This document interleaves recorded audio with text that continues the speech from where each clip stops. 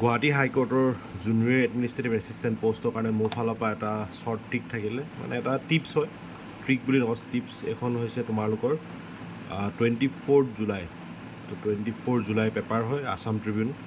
তো আছাম ট্ৰিবিউনৰ পিছফালে এটা প্লেনেট য়ং বুলি এক্সট্ৰাকৈ এখন আহে। তো তোমালোকে চাবা, ইয়াতে তলত তোমালোকে ইয়াতে বহুতখিনি বস্তু পাবা। ইয়াতে কুইজ থাকে, কুইজখিনি তোমালোকে চাব পাৰা। কুইজখিনি what is artificial intelligence, when was the term artificial intelligence first coined, তো এনেকুৱা ধৰণৰ কুইজ কিছুমান থাকে, এইবিলাক আহিব পাৰে।